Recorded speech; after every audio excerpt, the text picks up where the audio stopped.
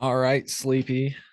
I'm feeling kind of sleepy, so I just made myself some coffee. But happy Yes, sir. Friday. Pardon me for a pun you've probably heard a billion times. Welcome to the podcast. Please Thanks for having introduce me. yourself. Yeah, absolutely. Please introduce yourself Thanks to for our having. audience. Yeah, my nickname they call me Sleepy, and been in an entertainment marketing business for it's actually going to be our 30-year anniversary. But we were started out in intertwining music and marijuana legalization efforts from back in 1999. And worked through doing a lot of marches and legalization rallies and Weed Fest and Cricket Hill and Normal and Amsterdam and many different things. Um, but as of recently, we are working ourselves into the cannabis business in Illinois. And one of the ventures we have is a cannabis transportation company, which is part of a lawsuit against the state of Illinois. Also been frequent in real estate business. So I'm doing developments in relation to cannabis businesses and trying to get that off the ground in Illinois. So I'm excited to be here today, Cole. Oh yeah. Yeah, I'm excited to chat with you. Um, we've been talking about the lawsuit. We played the report on one of our previous episodes, and I'm looking at your Instagram right now. I see you got some reels. Do you want to set the stage, or do you want me to play one of your reels that you have on this lawsuit? No, you can go ahead and play it. I try to have my guys take the information and put it into a different format that's available for a different wider reach in the audience and the internet, like TikTok and Reels and Shorts and YouTube stuff like that. Hell yeah. Hell yeah. Cool. Well, I will play Mhm. that right now. That's good stuff, by the way. Like that you're able to have a team to help you do that. I got to do that all that shit myself. I got to start Well, listen, delegating responsibility, right? listen. I learned every single aspect of editing from having to do it myself because sometimes people are not as reliable as you want them to be or you expect them to be, Right. or you Right. are. Hell yeah. Well, let's take a look at one of these reels. I will pull up the first one I see, and then if we want to look at the second one, because it looks like the second one has Berwin Tompkins. Maybe I just got his last name right, but we just talked to Berwin on the podcast, by the way. So that was pretty cool. But let's watch this video for folks that don't know. CBS 2. This is how you're legally supposed to transport marijuana in Illinois in a vehicle with cameras, GPS, and no rear windows or markings. But illegal deliveries are reportedly happening by those who are not following the rules. In fact, more than a dozen licensed cannabis transporters are now suing the state of Illinois. CBS 2's Charlie DeMar is live in the control room with the story. Charlie. And Joe and Erica, those licensed transporters say those images that you just saw are evidence of illegal transports. And without regulation and enforcement from the state, they say there really is no incentive from dispensaries and growers to use those licensed transporters.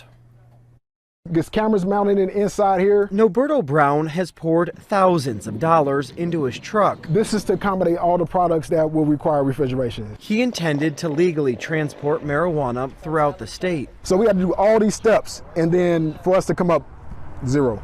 You haven't made a delivery with this We haven't truck? made one delivery at all. Brown was one of the first to get a cannabis transporter license. He custom fit his truck to follow state guidelines. There's no back windows. It's equipped with cameras, GPS, and other safety features. Wow, like we were just blown because we doing all this stuff to become compliant. Transporter Berwin Tompkins blown away over these pictures that he says prove marijuana transportation laws are being skirted with no consequence. Like this minivan apparently delivering cannabis and another drop-off allegedly by a company without an operational license in a vehicle with rear windows. We do think it is a resource issue. Attorney Ryan Holes filed a lawsuit against the Illinois Department of Agriculture on behalf of 13 licensed transporters, accusing the state of failing to enforce its own rules surrounding cannabis transportation. You basically get the market undercut, and the transporters who are compliant just really don't have any chance. We're bleeding money trying to stay afloat. I can't keep paying the licensing fee every year to make zero sales. Are you optimistic that things will change, that you can stay in business? I'm not optimistic at all. And those pictures you saw were entered as evidence in that lawsuit that was filed. And we asked the Department of Agriculture if they have issued any citations to transporters or for illegal transportation in the state at all. A spokesperson declined to comment, citing that pending litigation. We are live in the control room. I'm Charlie DeMar, CBS 2 News. Joe, Erica. Charlie, thanks. Where do we want to start on this topic? Well, I think it's something that had to have been done in order to get the word out there, because sometimes one license holder, another license, it's hard to get your voice heard. So when you come together and you work towards a goal like this to get the word out, it helps spread it a little bit better. And we have to, we have things that are, it's tough. It's tough to be operating in this environment, and there's nobody for us to even help us, so how did you catch, so Berwin, he mentioned he was shown these photos and stuff. I'm curious though, how did this get brought to your attention? Well, I participate personally, that's how it came to me, is I participate in a meeting, conference call meeting type, Zoom meeting type thing, where things come up like that. So I don't know exactly, where the source was. But was it just somebody dude, there are dispensaries that are fucking minivans are pulling up, or is that how it came up? Or yeah, because you got to think about it. For me, the way I look at it is, that anybody could follow those vans and just jack them, rob them, take them like an armored truck. When they move money around, they have armored truck and armored, guards, and they have certain things. So a regular car with a, a tote full of cannabis and concentrates and gummies and stuff is worth a lot of money. You can't just be so vulnerable out there. yeah, I mean, I guess what I will say is that I agree with you that if there are going to be rules, everybody should play by the same rules. That's what I'll say. Yeah. Because frankly, dude, I had this conversation with Berwin. I'm really conflicted with this story because on one hand, people are doing something wrong because they're playing by a different set of rules, right? That's an issue. But on the other hand, I think these regulations surrounding transport are fucking stupid, just to be completely blunt. It's all type of, hoops that we have to jump through, legal this, legal that. It was so hard. And it was actually, it was soul draining, putting together the proposal and the application that you needed to get this license. And, it was during the COVID time period, and they extended it a couple times. And I personally, at the time, I remember just having to work on it, even when I had I didn't have COVID, but I had some lung asthma problems, and I couldn't see the doctor because of whatever reason, but I had to keep working because we had a deadline. And it was, like I said, it was soul draining, and all the different, parking rules and this and zoning, and it was crazy. Yeah. I mean, I know that this is easier said than done, but just hypothetically speaking, would you be okay with a future that we don't have to do all this stupid shit? Because it seems like these are just barriers to entry. And if this program was set up for social equity people like yourself that were affected by the war on drugs, then we would want it to be as easy as possible. You know what I mean? Yeah. So, well, if you look at the dispensary social equity lottery that just closed a few weeks ago, that was a very easy entryway into getting a license permit for dispensary operation. Yeah. Step one. And just easy, for clarity, just fill it out. Am I correct? And was that one easy because I mean, let me just, again, feel free to correct me if I'm wrong, but I've heard that one was easier from the perspective of applicants because they changed the process so that it's cheaper. so that you could qualify differently. Am I correct? Was there other things though that from your perspective that made it easier? Well, yeah, it was cheap. It was only $250. You had to have certain different criteria that they opened up, made it easier for you to, be a qualified applicant.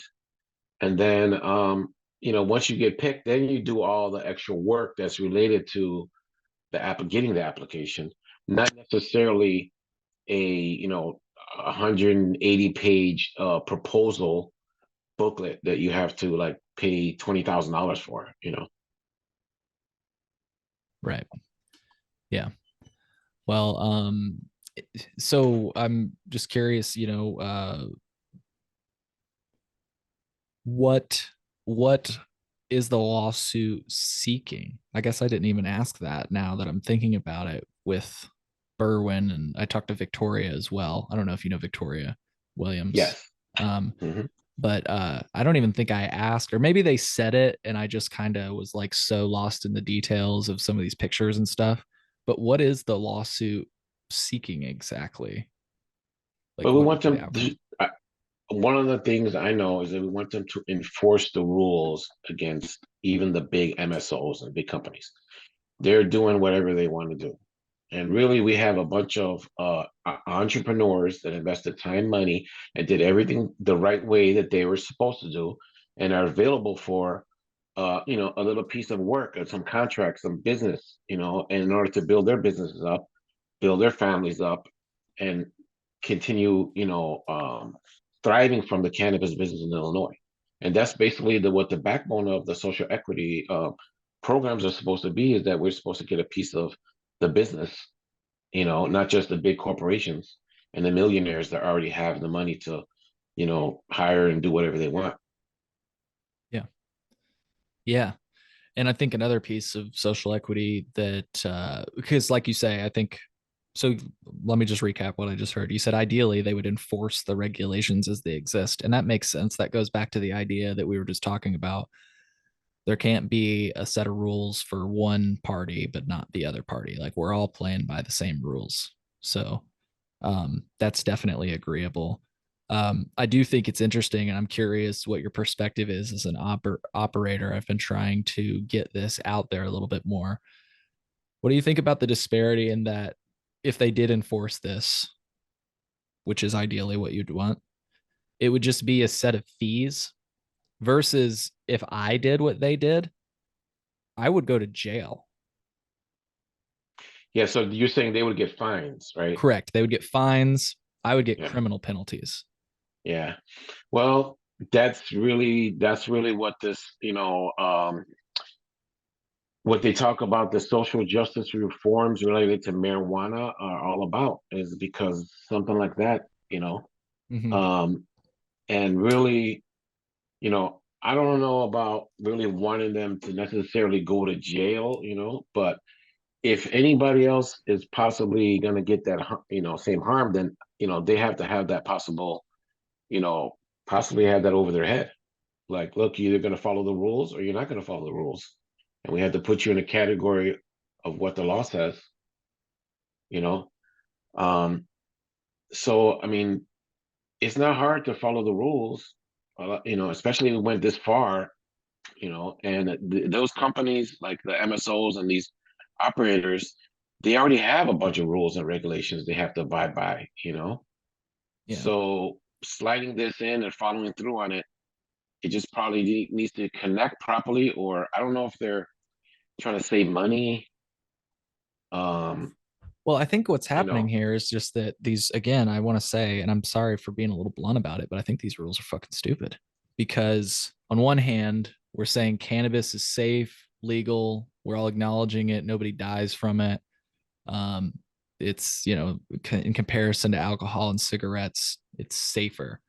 Meanwhile, our regulations surrounding cannabis in comparison to alcohol and cigarettes, we're treating this like it's a nuclear, like the report that we're talking about that I will add in post production.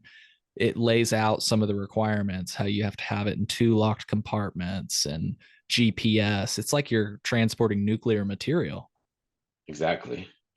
And I think A lot of that probably, in my view, has to do with first of all, weed is everywhere, right? It's been everywhere for sale in basically every corner in Chicago, you know, and it's always has been practically. So um the thing is, I think when they're transporting a lot, let's say you're transporting a $500,000 load, right? Or let's say $100,000 load, okay? You kind of want that to be safe so all of it doesn't go into one hands of somebody. So you want it to be so it's hard to steal, or a little bit harder to steal than breaking your window and taking it out of the back of your car. Because then you got, that's going to be another thing like they do when they, break into stores and stuff, and it's going to be a continuous, cycle. So it kind of needs to be when you're moving a lot of product, just like if you were the cartel moving product, they got people in a car in the front, they got people in a car in the back, and they got long rifles and all that, just to make sure that product, because there's a lot of money there involved, that there's no insurance. I mean, there's insurance for, let's say, us as a transporting Right. company. It's very expensive. 25-30,000 a year at least. But I don't think there's insurance like if you lose your product from the farm and the processor. I don't know about all that particularly, but did El Chapo have insurance when he was moving stuff across the border? Yeah, he did. His insurance was guys with guns in front and behind and watching it and so and so. So, we got to know that it can be easy if somebody really wanted to go into, that business. There are already people that all they do is rob other drug dealers. So if they know a load is coming from Texas and they know about it, they're gonna might have the balls to try to take it. Just like if it was a truckload of cigarettes or a truckload of furs, Yeah. like the back in the days. Or like on the Fast and Furious movies where they steal a truckload of like exotic cars. Yeah, exactly.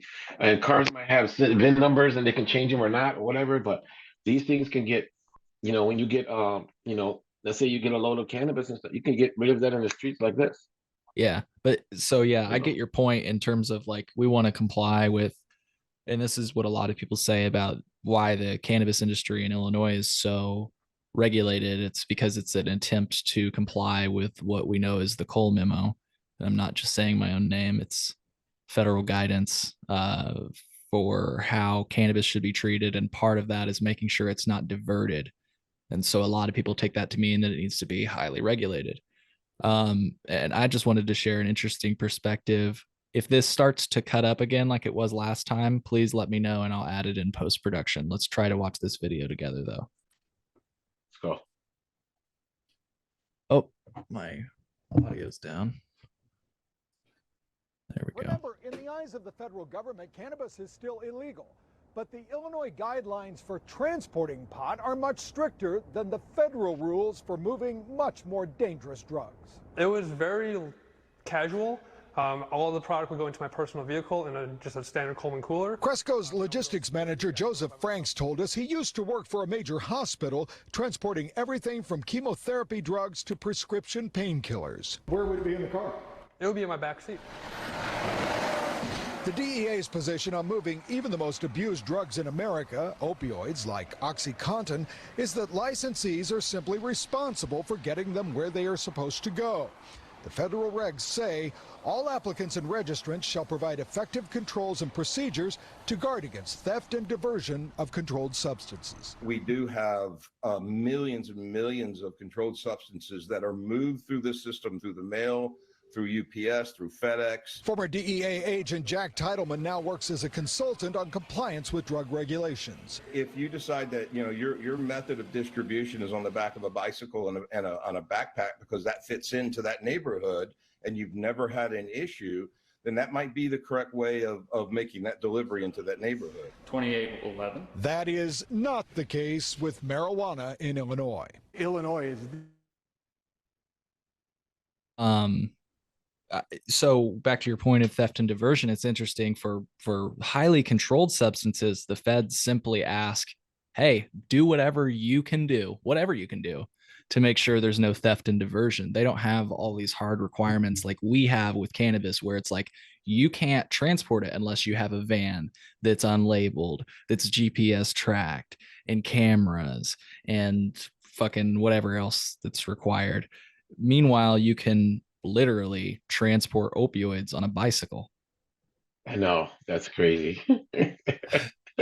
So That's crazy. I ask you, do you think that we should? I figure your answer is yes, and this is rhetorical, but it's like, do you think we should reconsider all this shit we're doing? Because I view all those things that I just listed out as barriers to entry for you and others that might want to be in the industry. It's just a bunch of money when you could just deliver it on a bicycle, I guess.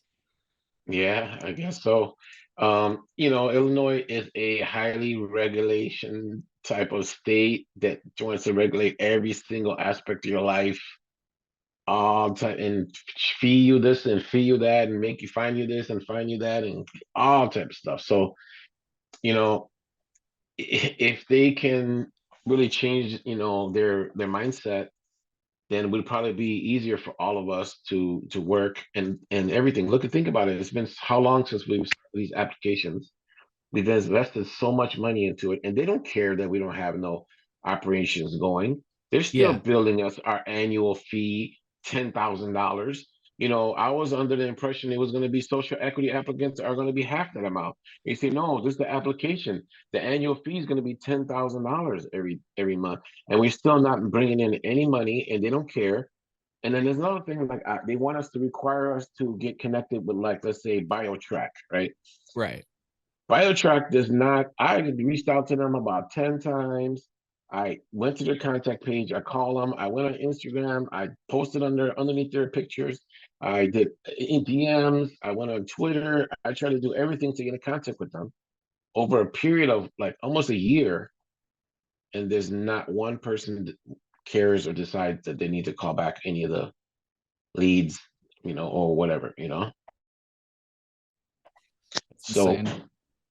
these type of things are making, I mean, so hard. I mean, I can go to New York, right?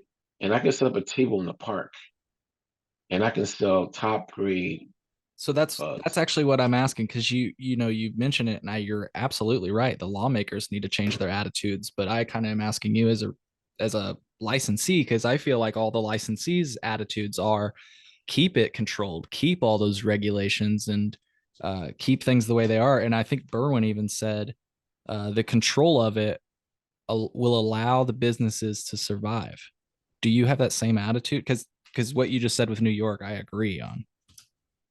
Yeah, because the thing is, they made everybody make a big investment to do this. And we're talking about social equity applicants that are, you know, we don't have funds that are ready to just invest millions of dollars. And we don't have friends who can say, you want to put 1 million in? You want to put 500,000? You want to put 1 million in? Oh, your cousin wants to put 500,000? We're going to make money. We don't have that. You know what I'm saying? So we have to go into our own blood to get money to put this together and make it happen, you know, to move forward, not, you know, be drained, constantly getting drained of our money. And we're just trying to, you know, so with those regulations being intact, it's less people that are going to come into our business and spread out the business at this moment when we're still brand new and kind of need to, like, we got to get our foot off the ground. You know, we're not even in the break even close to. We don't even know when we're going to end in break even. You know, Yeah. I could have put that. You know, we could put that money into something else and would have made the money back by now. Yeah. 3 times. It could have been Bitcoin. Who knows? You know, I'm just saying. You know, like it could have been a whatever. You know, Tesla stock. I mean, we're sitting here with the money out there and we're not getting anything in return. And not only that, the time, the energy, and like I said, soul draining. You know, applications. Oh yeah. Yeah. And it's so I guess another way to ask that question, because you mentioned New York, and I agree with you. Do you agree with the approaches like Oregon and Michigan is taken, for example? Because I feel like the reason I'm asking that question before I let you tee off on it is because I feel like if we had taken an approach like that, you would be in business right now. Well, explain to me, update me on what the difference is that we're talking about here for Oregon and Michigan. So I would say the core difference is that Michigan and Oregon's approach made it as simple as you want a license, you buy a license. Here's your license. Good luck. And we made it like you want a license, okay, let's see if you fit our scorecard, which I'm not disagreeing with. I'm not saying we shouldn't have had like a way to qualify as social equity and a way to finance social equity if that was the goal. I want to be very clear that I'm not saying I disagree with it, but there is a difference in that. Let me quote our own regulator for the first dispensary license lounge licensing. I think she said there was something like 5,000 applications for what was going to be 75 licenses. Are you still there? You're frozen. Oh, you still there? I think I lost you for a second. Yeah, we got frozen for a second. Yeah, I'm here now. Okay, let me restate what I was Yeah, it was saying. frozen. So our own regulator in the past had said there was 5,000 applications for what was going to be 75 dispensary licenses. Roughly, I might be getting the numbers a little bit wrong, but she said we knew 95% of people weren't going to get them.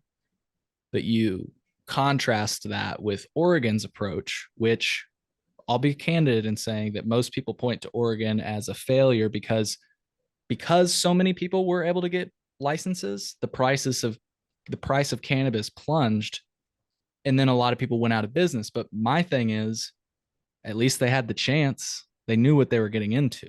You know what I mean? Versus Illinois, where you don't even know if you have the chance. And if you get the chance, you better not fucking blow it. You know? Yeah. So I'm Well, curious, what do you think? if I would have went in this, if I had that situation in Illinois, I would have went towards the application for a dispensary, and I would have done what I had to do to make the dispensary work properly and make money. And how low can it go? I mean, $15 for eighth is what I've seen some stuff go from at the store. Let's say Sunrise, no, Sunny, what's it called? Sunnyside. Yeah, Sunnyside. You know what I'm saying? So, you know, sometimes you gotta have some stuff that's $15 and you gotta get some high grade stuff that's even more, and you gotta make people want it, and you have a different variety. And you know, so I mean, competition is good, and if some people get in for the wrong reasons too, Sure. and they're just looking for money, they don't care about the quality, they got bugs all in their, in their plants. And so it happens. But I know that I would have went after that, license if I had the chance to. And I think that's wrong that you had 5,000 people giving up, what was it, $10,000 or 20,000, 30,000 for the application? Something like that. For what? Just to lose it, you know? Right. And, I would say why not have as many as you can out there, selling it in many locations, because really, like I said, they're everywhere. I mean, there's weed all over the place. You know what I'm saying? It's It's always already happening, right? Right. has been. Right. Yeah. Yeah, Very you know good. how many open air bud spots that there are even right now, or that throughout the last 30, 40 years, they just roll up. What you need? I need 2 dubs. Boom. You know what I'm saying? So Yeah. it would have been, I think, you make it easier, but Illinois doesn't want it to be easy. They don't want nothing to be easy. That's the way I see, and That's well said. if we go through and jump through the hoops, then we need to be able to have some type of benefit from it. Yeah, I agree. Well, hey man, I know that you're going to be heading out to movie night with the kiddo, so we'll get you out of here. But hey, Sleepy, I would love to have you back on. I took a brief look at your Instagram and saw some of the clips that you mentioned. I just got to thank you, man, for fighting for cannabis as long as you have and as openly as you have. You kind of reminded me in a way. I was like, damn, how was I not aware of this guy? Because I could tell the videos were old, older videos. It kind of reminded me of Tommy Chong-esque activities because you were in the media broadcasting that you like cannabis during a time when it was illegal. So I want to say Yeah. thank you for your advocacy. Yeah, thank you. We did a lot of things with Tommy Chong too on the Mancow Morning Madhouse on Q101, and that was when people were driving to work listening to us. We're promoting it, and it really got the word out. But these days I'm focusing on real estate stuff. So one thing I wanted to mention um, is that I'm working on a development near 47th and Halsted that I'm doing I have industrial land that I assembled about 22,000 square feet, in which I can build a warehouse for cannabis growing, maybe small craft grows. And I'd like to build about four of them in the one building and provide spaces for applicants that don't have a specific location or landlords that don't want to cooperate and they want to set up small and they can go from one space to two spaces or more and then move on to getting their own location in another place because a lot of times you have to have properties that are not with loans on them that have federal loans because it's still not considered legal federally, so you can't just have a property with a regular mortgage on it.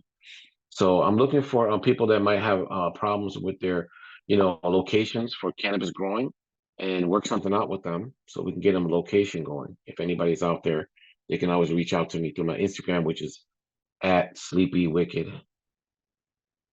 Hell yeah. And we'll have that in the podcast description, folks, if that makes it easier to find Sleepy on social media. I want to have you again. I want to have you on the show again. And maybe next time you're in Illinois, we can connect. Um, I'll thank be you back for tomorrow, but thank you for we reaching can out, connect dude. just to smoke up a little bit. You know what I'm saying? Absolutely. Absolutely. Yeah, Well, my office is downtown, but if you're ever downtown, I'm right across from the city hall. sweet. I'm not in Chicago often, but the summer is I'm more often found in Chicago in the summer. So Okay, okay, so maybe we can make something happen. So okay, no doubt, no doubt. cool. All right. Well, folks, I hope you found as much value in this episode as I did. Definitely check out Sleepy on Instagram. As I mentioned, you can get a look at his long proven track record of advocacy in cannabis. Thank you so much, Sleepy. And thank you, everybody that listened this far into this episode of the Chill Illinois podcast. We'll see you in the next one. Take care.